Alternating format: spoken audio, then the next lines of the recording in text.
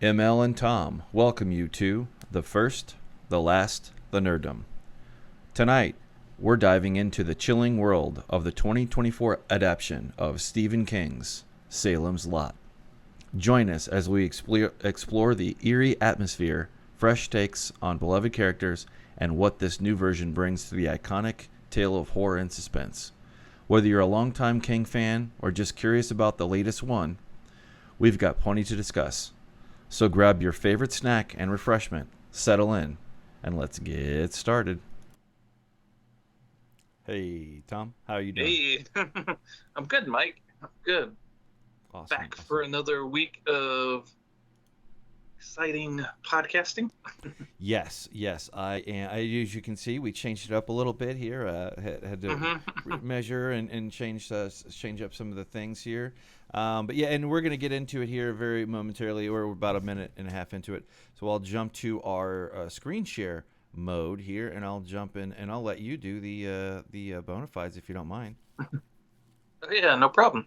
I think we missed our window. I said we wanted to hit either, 500 subscribers or 420? Yeah. I think we hit it last week, and then I had pulled a mulligan and, and missed out on our golden opportunity to celebrate our 720. But anyway. Well, what are you going to do? Anyway, so we have our channel. We talk about all things nerds we'll love. We've done quite a few different things. We're getting in the spooky season. We talked about the ghost hunting and signs of creepy aliens in our previous episodes. But yeah, you could also, this is our YouTube channel where you can catch up on all our videos. Also, I'm on Reddit where I play tag with Reddit moderators and have them see if they'll strike or take down our post, but for spam of all things. But then I'm also on X or Twitter, and with Michael McAllister _T, where I promote our stuff or put up little nerdy things. Like I did find some Seinfeld characters in a comic book recently. That was cool. Yeah, it was. I forget. I think it was the last issue of Sanction, which was a 1980s sort of mystery drama of a cop trying to track down a serial killer. Okay. And in one of the scenes, there's Seinfeld. So yeah, I'm sure the comic book will get collected, but if you want to grab the back issues, you probably can still.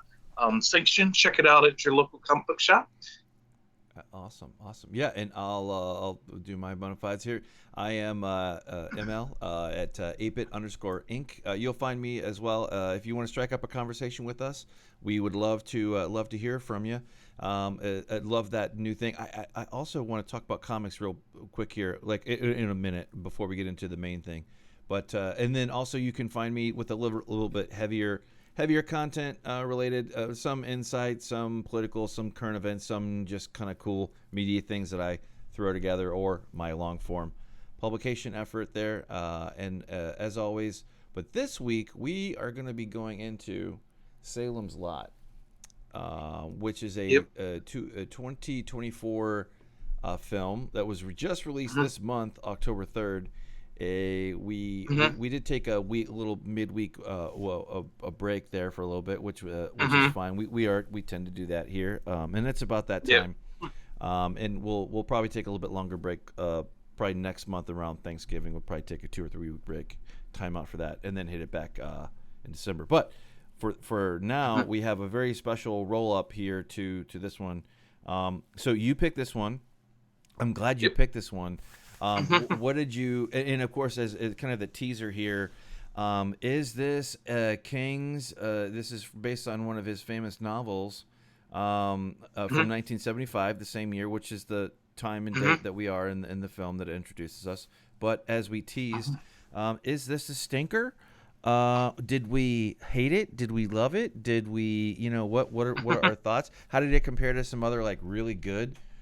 Stephen King adaptations to the small and big screen, because there's been a few of his. Yep. So with that being said, where do you land on this one, my friend? Kind of a mixed bag, I would say. It's definitely not his. King was. I don't think he was very much involved. Maybe he helped with the script. Maybe I don't know. But he. But yeah. So when you're judging his movies, obviously he's famously said that no one's messed up my books. They're still on the shelf. So he has oftentimes little to no influence on the movies. But yeah, I think as far as a King adaptation, it does hit a lot of the scenes in his book, but it doesn't truly have a feel of a king. It starts off feeling like a king kind of movie, but it kind of loses its way throughout it. I think we'll talk a little bit more about that. But as a film, as just a film, if you discount King, I actually enjoyed it. I actually had a good time with it for what it was. Yeah, I would agree. I think that this was a perfect weight movie for viewing, just like this. It's October. We're in spooktacular season, spooky season. To me, it hit the mark, and it more than it wasn't like fantastic. So I can kind of understand a little bit more of a downgrade rating as it goes, and that's fine. But as far as for what it was, and we started, me and the kiddos started watching it the other night, and we're breaking it up in chunks as we go, as we usually do, because I have two teenagers, and they, they'll give a good family time for about 45 minutes or so, maybe an hour, and then we'll go on. And this actually is it's not too long. I'm surprised that they don't have. Yeah, it was under 2 hours. It was, I think, an hour and 54 minutes. But yeah, I was the runtime was the thing that I was kind of worried about. I figured it would be a 2.5, maybe 3 hour opus, especially since the source material, it's a 600-page book. So in the previous adaptions, there was a 70s, I think 1979 one that starred David Soul, that people say is a pretty faithful adaptation. I did see it. I know it got cut down to movie length, but I think I did actually see the full length version of it, and it is faithful for it. But it was a TV movie from the 1970s, so it has that sheen of a 70s TV show. So it never really, it doesn't get to the level that a movie would. And then there's a 2004 adaptation. I think I was aware of at one point, but it got buried away and deep in my mind. So when I was doing a little bit of research on this one, the fact that adaptation from 2004 popped up again was was a surprise to me. I haven't seen that one. I definitely haven't seen that one. Yeah, I haven't seen any. I same as you. I haven't read the book either. But actually, I think my daughter asked me if this was based on a book, because she had read one of them that was I can't remember. I didn't write it down, but she had read something that was not far away from this book, and she goes, and she was enjoying it. So but I don't have an overall opinion, but from the kiddos to say if they did or didn't. But for the most part, I think they enjoyed it, and it was a good ride. It was just like a perfect October movie if you're in the mood for like a haunted, kind of a ride. I think the acting was fine. It got a little campy at some parts. I can understand where nobody's winning an Oscar here, but I felt like some of the actors I had seen before for sure. Some fit in very well, and I just had the cast up too, with the other thing. Shame on me for not having the cat yet. There we go. Yeah, was it the guy's name who played the father, Mackenzie, or no? Good grief. Oh, anyway, while I fumble with it, yeah. What No, did you? yeah, I don't know about you, but I'm a decades long King fan. Although my love of King it's kind of tapered off in the past maybe decade or so. But yeah, back when Not far from you. yeah, I fell in love with him in the early '80s. Well, probably the tail end of the '80s. My first book of his was Pet Cemetery, and that really drew me in. And although I was, he's kind of frightened me throughout my life because as a small lad, when Night Shift came out, the paperback of it, I remember it because there's a bandaged hand with well, the cover has like these eyes on it, and you open it up, Right. and it has a two thing. And it had this bandaged hand with eyes on it, and that frightened me in the grocery store when I saw it as a small child. And then my dad let me see the Shining on paid cable.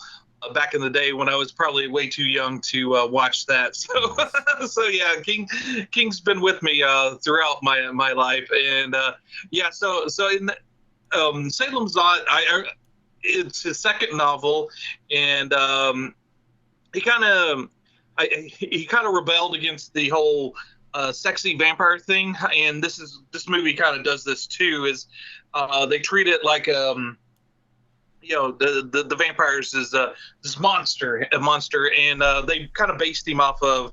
And I brought my little prop guy here, my Migo of Nosferatu. Awesome. If you see him in it, he's kind of a creepy looking guy. But yeah, and they've kind of adopted. I don't know if King was the originator of it, but yeah, the whole Nosferatu, that vampires kind of been sort of they kind of use him for like the older, the more ancient vampires, that look of him. So yeah, that's I would say that obviously the original 1932 version of Nosferatu, which hopefully we'll get to on our channel here some on one day. But yeah, obviously that kind of brought that kind of look to the vampire. But King kind of brought it back with this and with the book, and then also with obviously the TV movie. And then in this movie, they kind of carried on and kind of fine-tuned his look a little bit. They did. It looked a little bit more digital than there was a little bit more CGI looking. I wish it was more prosthetic looking. I felt like there were two. Well, they kind of. So if you're going to kind of go into the vampirism and whatnot, here's the nerd part, kids. Here's where we get nerdy. Here's where ML gets nerdy, and I love. Shout out to we covered What We Do in the Shadows, a friggin' awesome, funny, awesome movie. Mm-hmm. And I'll put that in the show notes down below a little bit later. But and also to the current ongoing season, which at some point we're gonna have to go back and do like a whole friggin' watch through. Maybe that'll be something fun we can do, or abbreviated version. But for sure, this has different levels of vampires. You have your old ancient, from Dawn Immemorial, that is very different. He is the all the vampires kind of spring from him, right? He's the father, great grandfather, whatever. And then you have the turn ones that have the yellow eyes. And this movie doesn't do it as well, I think, with the the CGI ones with the yellow eyes. There's only a couple scenes that aren't really too great, but then they kind of move to like the practical, or what you would think practical effects, if they do any, with like kind of not like a widescreen shot, but like a person on people on the screen, like main blocking that you would have in a movie like this. But it's just interesting. But yeah, they carried it out. I did really, the ambiance was very well done. The sound, the shots were perfectly fine. In some parts, it was even beautiful, I thought, for what it did. Oh yeah. So like they did, I have no qualms with the cinematography in general. I think it maybe was maybe a little bit long, but I was paying attention all the way through. That's I wasn't like super glued to the screen, but I was interested, and I was I did get that. I don't know about you, but like I enjoyed this. It was just kind of a cool. There's going to be a new category of these kind of films. Like, I don't know, the old school equivalent would have been like made for TV movie that you would have caught on cable, like on a Saturday or Sunday during October. It kind of felt like that.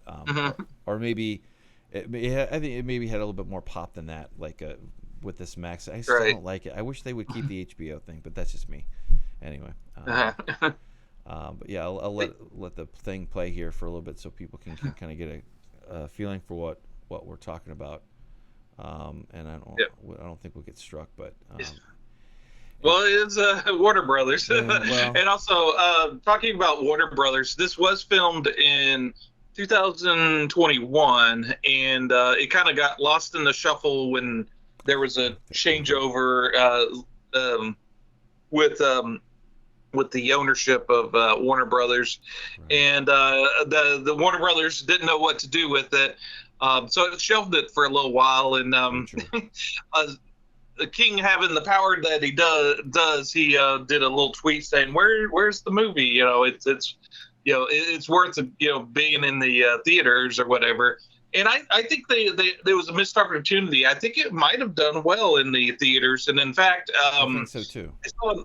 I saw an article. I should have sent it to you, but they were complaining that the Penguin TV series, which is highly regarded, is kind of underperforming, and the Salem's Lot, which is getting pretty bad reviews, is doing actually quite well on Max. And I think they really missed out. I think this would have been a crowd pleaser, I think, in the theater. I think you're right. I think they didn't miss out. I think people are kind of hungry for horror movies, and then this was also written by the guy who wrote it, and then he also directed it. This, I think, his second movie that he actually directed. So I think he may be a better screenwriter than a director. There was points in the movie where you're like, really? It's like. Well, I started wondering if they were in Alaska, because daylight didn't last long in this movie. For as long as the runtime was, they sure really sped up. They packed a lot in here. Like you're skating from at one point. Like once you kind of get the main storyline going, and you get to it, you cross the 2/3 point. And then they're skating from like boom, boom, boom. I don't think that they did the transitions well to like the action sequences and things and kind of the story. I think that kind of tripped over its own feet. So I would agree with you. I think he probably is a better screenwriter than director. It just could have had a little bit more polish to it. It was a little bit rougher in some regards for those transitions. Absolutely, and it probably would have. Benefited from being maybe two movies as opposed to one. I think a lot of the thing about King. Yeah, I got that too. Yeah, the thing about King is, and my my high school buddy, he used to complain about King, saying he was a simpleton writer that But I think he missed the point. The King is kind of folksy. He's kind of like. I kind of always compare him to that guy at the campfire telling a story, and he knows how to let a story breathe and really kind of color the characters and make you fall in love with the people that he's talking about, to the point where when the horror stuff happens, you're like, oh no, don't do it to these people. I love these people at this point. And he does it to us time and time again. And to really adapt a King story and be true to King is you really have to kind of capture that magic of his way of talking and really letting the characters breathe, because his plots aren't usually that that impressive, Right. a demon car, really, you have to have something to really hang your hat on for that to work. And I think a lot of times people miss that or don't know how to adapt that. One of the people that really does it well is Frank Darabont, who did obviously the Green Mile and the other prison one, Shawshank's Redemption. Right. And Mike Flanagan, who's a newer director, he does a great job. In he has a series that's, if you like Salem's Lot, watch Midnight Mass. It's the best King adaptation that King did not write. that hadn't, Mike Flanagan wrote Midnight Mass, and it's very much King inspired, but yeah, and I think it might reach, and it has sort of a vampiric kind of a tinge to it. So yeah, this kind of whetted your appetite for this type of cinema. Definitely check that out. That's on Netflix. Right on. It's like a 6-episode, I think it's only 6 episodes, maybe 6 or 8 episode series. And it's complete. That guy that plays the Renfield character, I think his name's Stryker in the show, or in this movie. I really, he did a good job, but his character kind of remind me of Matt Berry's character from What We Do in the Shadows TV series, and I kind of wish that he was in that in this one, playing that character. But yeah, there's kind of hints at Stephen King-esque characters, especially at the beginning when they're kind of developing the characters. And unfortunately, like a lot of the plot lines, like with Ben Mears' family dying in a car wreck, right? That really doesn't pay off at any point during this movie. Obviously that with a 2-hour movie, and you have such a big cast of characters. He is a good actor, too, Lewis Pullman. Yeah. There's not really much time to breathe or to kind of give a lot of exposition with the characters, so they kind of had to pick and choose what they showed, and obviously different storylines probably went to the wayside. And I read Salem's Lot back when I first started reading King, so I read it like late 80s or early 90s, so it's not fresh on my mind, but there are definitely some scenes in there that are from the book that are classic. Like they did I think the movie's worth watching just for the scene where the kid's floating outside the window, and which obviously was influenced Joel Schumacher obviously was inspired by King, and maybe the original Salem's Lot with the Lost Boys, and for comedic effect, where one of the brothers is floating outside the window, and of course this went back. This scene in this movie kind of went back to the original source material and recreated that, and with a very good chilling effect. I really like the vampire looks.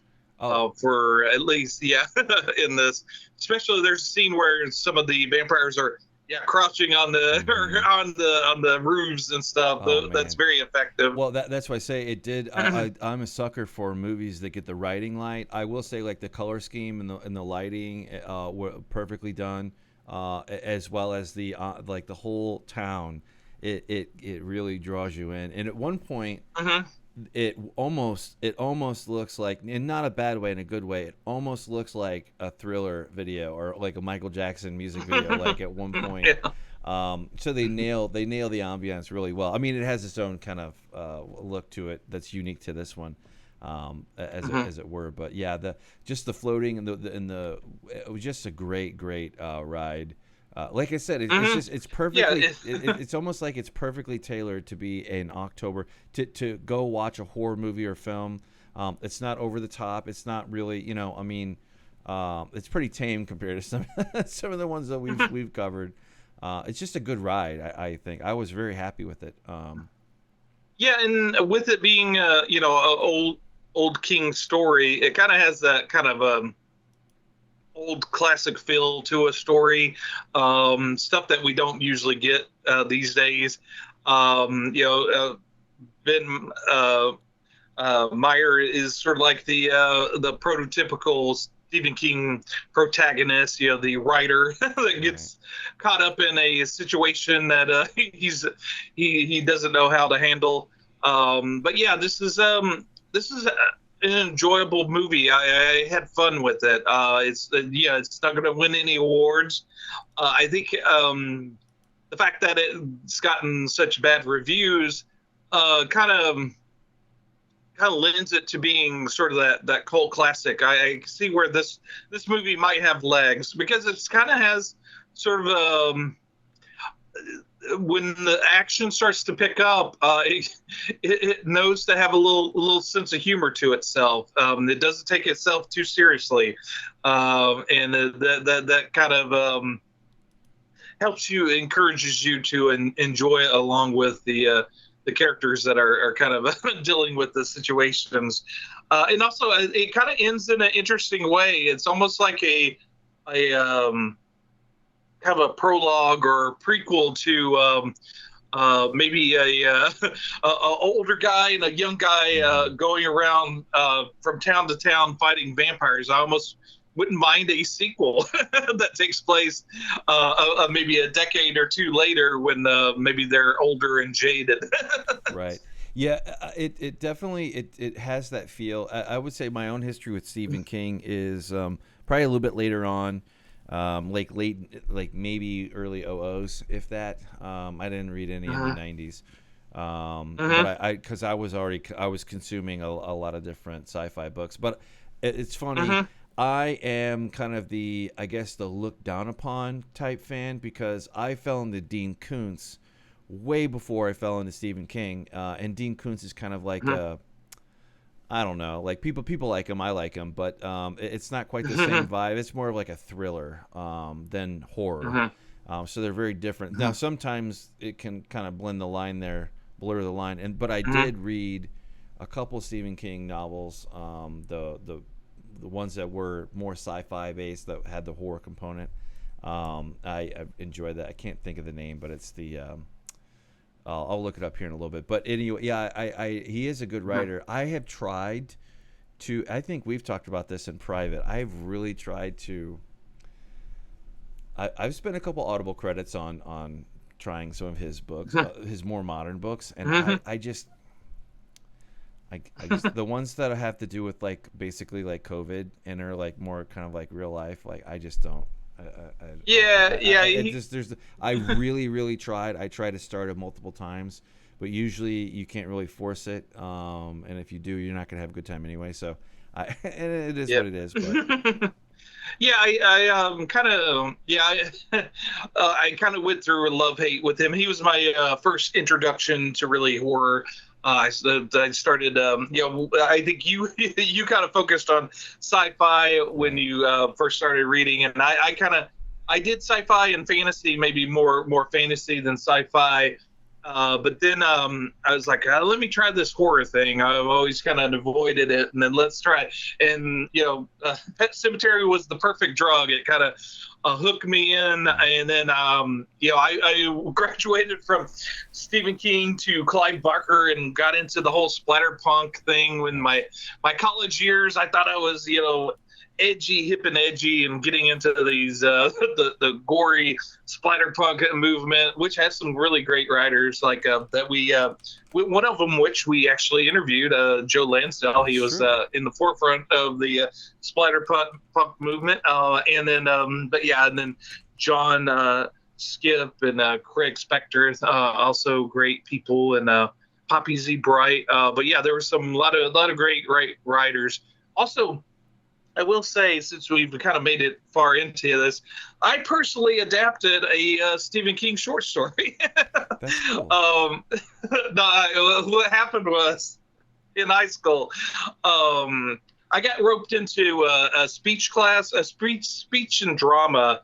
My older sister talked me into it, and I don't know, I was super shy, and it probably wasn't the best thing for me to do, but one of the things that we had to do in the class was read a short story, and I went to night shifts, which was the book that scared me as a child. I checked it out, and there's a story called Last Rung on the Ladder, which is sort of not really a horror story, but more of a kind of a sad story. And us reading the story, it could only be 5 minutes, and that story was a little bit long for that. So I actually edited it down to 5 minutes. So I cut out sections of the story and actually had to rewrite a page and a half of stuff. And one of the things that I was most proud of is when I read the story, no one pointed out, well, hey, what about this section? Of course, obviously, there probably wasn't any Stephen King fans out there, and I'm kind of overselling it in my mind. But at the time, I was like, hey, I might not be such a bad writer if I could kind of readapt his into a kind of a reading of his short story. Well, it's funny you say that. Well, and I never got into writing terribly, not with other people reading it or anything or whatever. Aside from just learning how to write different styles and types, like beyond your normal college paper, high school paper, or whatever. But and then there's also technical things that we both do here or there, but completely dry and boring compared to like the wonderful bounty that can be creative when you have a starting point, or you have something that you want to kind of write and you just get it out. But yeah, he is kind of talking about it. I definitely knew who Stephen King was growing up because I saw Christine. That my dad he found an older copy that he was like, this is the good one. So my dad instilled in that, and then of course The Shining. Of course I consumed the big screen version of. So I was very, in some ways, somewhat familiar with it a little bit within reason. Pet Sematary is also another one that I haven't seen that in forever, which we probably should. We might hit our favorite Stephen King ones. Who knows? Like maybe we'll do a month of that. For sure. But yeah, no, I enjoyed this. Stephen King is still that, like, I agree that the modern stuff, I don't know. I mean, you tell me. Yeah. Maybe you're out there. Well, maybe you can kind of be our eyes and ears and tell us what the more better version. I mean, I would trust Tom's opinion here because I think he has a pretty good toe in the water, and he has got good. I trust your sensibilities. But hey, if you're out there and you're a Stephen King nut, one thing I have found is. It seems like there are a lot. I've met a lot more women than men who like his novels. I've found in general, but that's anecdotal and means nothing. Yeah. So, I think Stephen King. I think about 10 years ago, about a decade back, he kind of. I think he was kind of. With him being hit by the that van, and he kind of went through a second relapse of being on medication, and I think he'd said that he was going to retire at that point, and he kind of beat that, and now he's kind of got his second wind, and he's writing again, which I think there's some stuff that people are that really enjoy. My younger sister, she's has kind of has stayed with his newer stuff, and but yeah, I kind of dipped out about a decade ago on King stuff, and but yeah, he's but so yeah, King has some classic books. Never discount that. If you're not really keen on King now, one of the people you might want to check out is Joe Hill, which is Stephen King's son, who his writing is reminiscent of King, if not at times better, because one of the things with King is he's great with characters. He really knows how to kind of develop a story, but he has trouble sticking the landing. A lot of times his endings for his stories are kind of duds or don't quite hit the landing, and Joe Hill does a really good job of telling a satisfying story, and he also does a lot of comic book work too. So That's cool. yeah, definitely check out Joe Hill. Yeah, speaking of comic, well, I think we're getting closer to, yeah, we've been about 35 or so minutes talking. I think we've covered all the other. I'm just going over my notes here. I do think the cast did a good job. I think that you got probably a little bit better acting than you would normally expect for a movie that didn't go on the. I agree with you. I think they missed out because this was done. COVID interrupted it, and it had quite a bit of time, like you mentioned, to get out the door. So maybe I think they had missed opportunity. I agree. You just don't know quite what. But we are in a new era, and it is still, I think, a worthy movie of Max. It's quality. Yeah, King's Name. Yeah, with King's Name and with it being a somewhat big hit, Salem's Lot sounded like a no-brainer. So, yeah, they really missed the ball on that. I think King is forever green as long as you tell a really good King story. As long as you do a good adaptation, it'll get eyes on it. So I think that those people that are kind of, and also, his earlier adaptions are very hit or miss. So I think digging back into the well, maybe the best thing. I don't know if adapting his newer stuff will have the same impact as maybe digging out. Like it was like a beloved older novel of his, so it just guaranteed that people would come out to see it if it was decent, and it was. So, and I think the same as with Salem's Lot. It was. It's decent, and like they said in the article I read, it's actually getting some eyes on it. So maybe our video might get some eyes as well. I hope so. Although our Max stuff doesn't do as well as our Tubi or yeah, that's true. Pluto or whatever, but that's okay. That's okay. Absolutely. We definitely we're gonna do our end of year planning and thoughts and things, and we already kind of started doing. We do this stuff informally, but it would be kind of cool to like maybe dedicate an entire quarter next year to one of them, and then just see where we see where we land, and maybe spice it up here with that. But absolutely, yeah. And to kind of tease, we're kind of talking about something we'll do next year for a month, and I think we're both kind of excited about that. So hopefully, you guys will be too. Absolutely. We'll tell you more about that here in the future. For sure. I'm very excited. And of course, we next week we will be coming in with Civil War, I believe. Or no, we have another week. No, that's 2 weeks. From now, 2 weeks from now. Next week. Next week is our week before Halloween, and I think we're going to do Trick or Treat. Oh, Trick or Treat. Yeah, that's right. Yeah. Yep. And then we'll do Civil War. Then we'll do Civil War, and then we'll do V for Vendetta after Civil War. So that's the next 3-4 weeks out. But this one was just fun. I really enjoyed it. I'm gonna pull us back to our talking heads thing here. I did say I saw something that I was not prepared for. Like in as we kind of talk here, do a little chit chat. Nosferatu. We will absolutely be hitting that up because we need to. So we'll hit our vampire. There's some good vampire stuff out there. Yeah, we kind of started we've kind of held off on vampires, and we kind of hit it somewhat hard this year with Lost Boys and now Salem's Lot. Yes. I was trying to think, did we do anything else vampire related? But yeah, there's plenty of vampire stuff that last year was that we love. Shadows, but that was last year. That's right. Well, speaking of that, I was gonna say I had some comic book update news that I was gonna talk about and either cover it myself or maybe invite you to do it next week in a little smaller segment or something.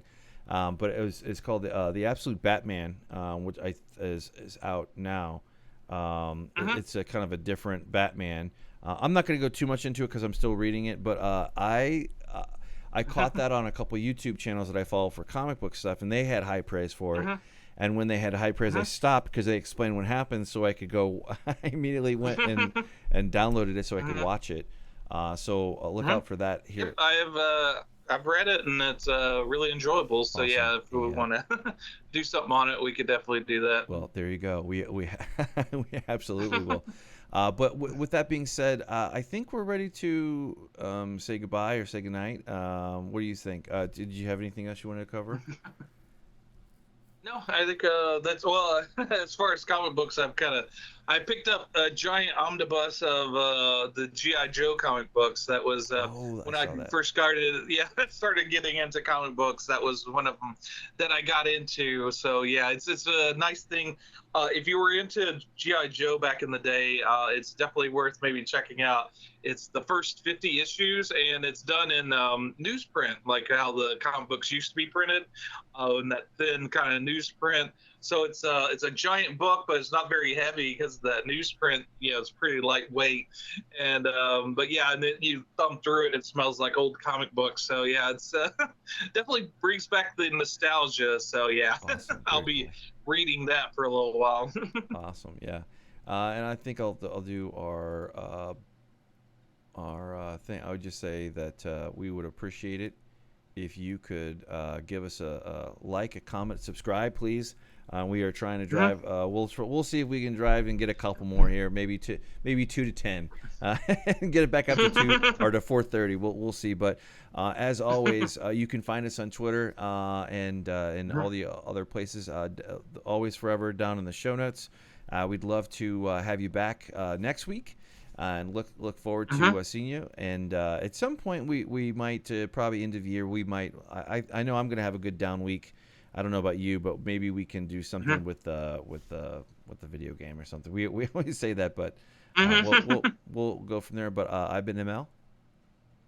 I'm Tom, and if you're a King fan, yeah, definitely give us shout out and yeah, tell us what your, like Mike said, what your favorite King adaptation is, and maybe we'll cover it in the future.